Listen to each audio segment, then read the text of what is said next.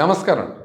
నేను doctor MSS Mukherjee, senior consultant interventional cardiologist, పల్సాట్ super speciality hospital నుంచి మాట్లాడుతున్నాను.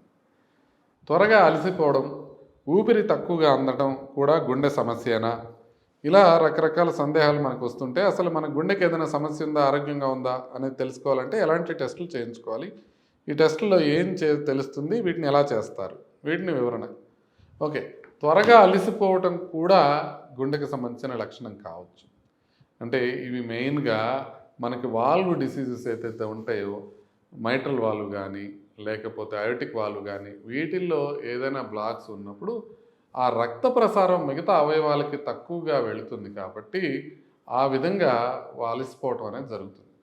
సో ఒకటి అలసిపోవటం అనేది జరగటం, ఆయాసం రావటం అనేది గుండెకి సంబంధించిన లక్షణమే ఎడితిరిగి, అది మనకు తెలుసు. గుండె నొప్పి రావడం, ఆయాసం రావటం లేదా దగ్గు రావడం, కాళ్ళల్లో వాపులు రావటం, గుండె దడగా ఉండటం, లేకపోతే కళ్ళు తిరగడం, ఇవి 5 మనకి ప్రధానంగా గుండెకి సంబంధించిన లక్షణాలు అయితే, త్వరగా అలసిపోవటం కూడా మనం గుండెకి సంబంధించిన లక్షణం కిందే భావించవచ్చు. అయితే గుండెకి సంబంధించి మనకి బాగుందా లేదా అనేది తెలుసుకోవడానికి సహజంగా ఏం పరీక్షలు చేస్తారంటే, బేసిక్గా ఈసీజీ, ఎకో, ట్రెడ్మిల్ టెస్ట్ అనేవి రొటీన్ టెస్టులు. ఈ టెస్టుల్లో మనకి అబ్నార్మాలిటీ లేకపోతే యూజువల్గా గుండె గురించి వర్రీ కావాల్సిన అవసరం లేదు. వీటితో పాటుగా గుండెకి సంబంధించిన రిస్క్ ఫ్యాక్టర్స్ ఉన్నాయా లేదా అనేది చూసే పరీక్షలు కూడా చాలా ముఖ్యమైనవి. అంటే బీపీ చెక్ చేసుకోవటం, షుగర్ చెక్ చేసుకోవటం, కొలెస్ట్రాల్ చెక్ చేసుకోవటం, బరువు అధికంగా ఉన్నారా లేదా, వెయిస్ట్ హిప్ రేషియో, ఇలాంటివన్నీ చూసుకోవటం. సో ఇలాంటివి మనం చెక్ చేసుకున్నప్పుడు మనకి గుండెకి సంబంధించిన రిస్క్ ఫ్యాక్టర్స్ ఏమున్నాయి అనేది తెలుస్తుంది. ఎప్పుడు కూడా గుండెకి సంబంధించిన సమస్య ఉందా లేదా అనేది మనకి 3 విషయాలపైన ఆధారపడి ఉంటుంది. ఒకటి, మనకి నొప్పి ఉందా లేదా, నొప్పి ఉంటే అది గుండెకి సంబంధించిన నొప్పా కాదా. రెండోది, మనకి రిస్క్ ఫ్యాక్టర్స్ ఏమైనా ఉన్నాయా, అంటే మనకి బీపీ కానీ, షుగర్ కానీ, కొలెస్ట్రాల్ కానీ, నిద్ర సరిగ్గా పట్టకపోవటం కానీ, ఊబకాయం కానీ, ఇలా ఏదైతే మనం గుండెకి రిస్క్ ఫ్యాక్టర్స్ అంటామో ఆ రిస్క్ ఫ్యాక్టర్స్ ఉన్నాయా అనేది రెండోది. మూడోది, పరీక్షల్లో ఏమొచ్చింది అనేది మూడోది. అంటే ఒకటి సిమ్టమ్స్, రెండోది మనకి హిస్టరీ ప్రకారం రిస్క్ ఫ్యాక్టర్స్, మూడోది మనకి పరీక్షల్లో సారాంశం. ఈ మూడింటి బట్టి కూడా మనం గుండె ప్రాబ్లం ఉంది, గుండె ప్రాబ్లం లేదు అని తెలుసుకుంటాం. గుండె రక్తనాళాల్లో బ్లాక్స్ ఉన్నాయా లేదా అనేది తెలుసుకోవడం కొంచెం కష్టమైన విషయం. గుండె కండరం ఎలా పనిచేస్తుంది, గుండెలో కవాటాలు ఏ విధంగా పనిచేస్తున్నాయి, గుండె చుట్టూ ఉన్న పొర ఏ విధంగా ఉంది, ఇవన్నీ కూడా మనకి ఎకోకార్డియోగ్రామ్లో తెలిసిపోతాయి. ఎకోకార్డియోగ్రామ్లో తెలియకుండా ఉండే సమస్య గుండె రక్తనాళాలు ఎలా ఉన్నాయి. ఎందుకంటే గుండె రక్తనాళాలు బాగా సన్నగా ఉంటాయి. గుండె రక్తనాళాల్లో కనుక బ్లాక్స్ ఉంటే వాటిని తెలుసుకోవడానికి మనం ఖచ్చితంగా చేసేది యూజువల్గా యాంజియోగ్రామ్ అనే పరీక్ష. కానీ యాంజియోగ్రామ్ అందరికీ చేయము, ఎందుకంటే యాంజియోగ్రామ్ అనేది ఇన్వేజివ్, లేకపోతే సిటీ స్కాన్ అంటే రేడియేషన్తో కూడింది. అందుకని బేసిక్గా నాన్ ఇన్వేజివ్ టెస్టులతో, పెద్దగా హార్మ్ చేయని టెస్టులతో వీటిని తెలుసుకోవడానికి ట్రై చేస్తాం. వీటిల్లో మనకి ఈసీజీ, ఎకో, టీఎంటీ అనేవి వస్తాయి. ఎస్పెషల్లీ ట్రెడ్మిల్ టెస్ట్లో మనం చేసినప్పుడు, ట్రెడ్మిల్ కనుక కంప్లీట్గా నార్మల్ ఉంటే ఆల్మోస్ట్ 80% వరకు మనకి లోపల ప్రాబ్లం లేదు అనేది తెలుస్తుంది. యూజువల్గా సిమ్టమ్స్, రిస్క్ ఫ్యాక్టర్స్ రెండూ లేని వాళ్ళల్లో టీఎంటీ నెగిటివ్ వచ్చిందంటే వాళ్ళకి ప్రాబ్లం ఉండే అవకాశం చాలా తక్కువ ఉంటుంది. అయితే సిమ్టమ్స్ ఉండి, రిస్క్ ఫ్యాక్టర్స్ ఉండి, వాళ్ళకి టీఎంటీ నార్మల్ ఉన్నా సరే మనం ఫర్దర్ టెస్టింగ్కి అంటే యాంజియోగ్రామ్కి వెళ్ళే అవకాశం ఉంటుంది. అదేవిధంగా సిమ్టమ్స్ కానీ లేకపోతే రిస్క్ ఫ్యాక్టర్స్ కానీ ఏదో ఒకటి ఉండి టీఎంటీ పాజిటివ్ ఉంటే మనం టీఎంటీ నెగిటివ్ ఉన్నా కూడా మనం ఫర్దర్గా టెస్టులు చేసుకోవచ్చు. అంటే మనం 3 రకాలు చెప్తున్నాం. ఒకటి సిమ్టమ్స్, రెండోది రిస్క్ ఫ్యాక్టర్స్, మూడోది నాన్ ఇన్వేజివ్ ఇన్వెస్టిగేషన్స్.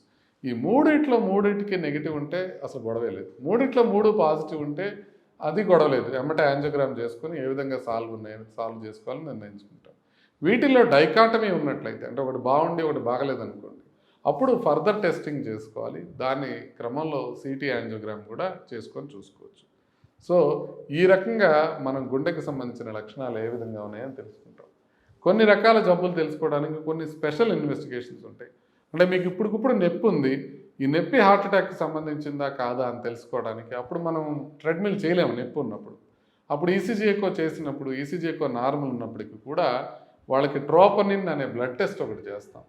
ఆ ట్రోపనిన్ అనే బ్లడ్ టెస్ట్ చేసినప్పుడు ఆ ట్రోపనిన్ పాజిటివ్ ఉందంటే ఆ గుండెకి రక్తనాళాలలో సంబంధించిన సమస్య అక్యూట్గా ఉందని అర్థం. అప్పుడు ఇమీడియట్గా యాంజియోగ్రామ్ చేసుకుంటాం. అట్లా ట్రోపనిన్ అనేది ఒక సమస్య, ఒక పరీక్ష. అలా కాకుండా కొన్నిసార్లు బ్లాక్స్ ఉంటాయి, గుండె వీక్గా ఉంటుంది.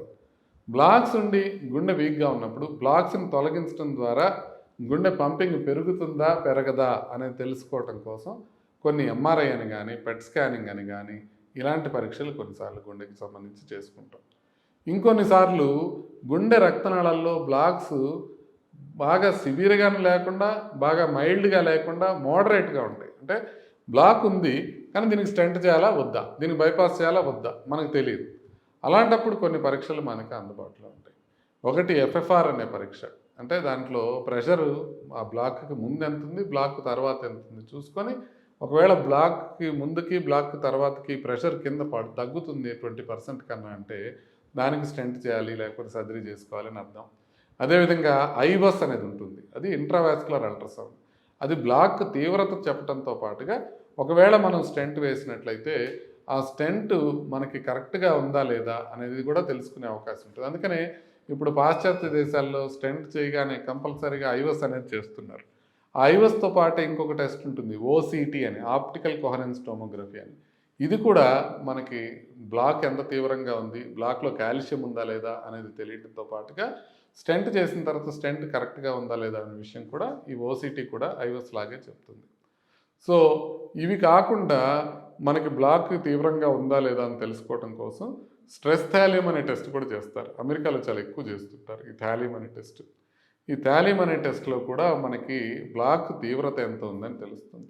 ఇట్లాగే న్యూక్లియర్ కార్డియాలజీలో టెక్నీషియన్ స్కానింగ్ కూడా అవైలబుల్ ఉంటుంది. ఆ టెక్నీషియన్ స్కానింగ్ కూడా మనం ఇందాక అనుకున్నట్టుగా మనం బ్లాక్ ఉండి గుండె వీక్గా ఉంది అన్నప్పుడు ఒకవేళ మనం స్టెంట్ చేస్తే ఆ వీక్నెస్ పెరుగుతుందా లేదా అనేది తెలుసుకోవడం కోసం ఉపయోగిస్తారు. ఇకపోతే కొంతమందికి ట్రెడ్మిల్ టెస్ట్ చేయలేకపోతారు, వాళ్ళు నడవలేకపోతారు, మోకాళ్ళు సరిగ్గా ప్రాబ్లం ఉంటాయి, మోకాళ్ళు ఆపరేషన్ చేయించుకోవడానికి వస్తారు, గుండె ప్రాబ్లం ఉందా లేదా అని.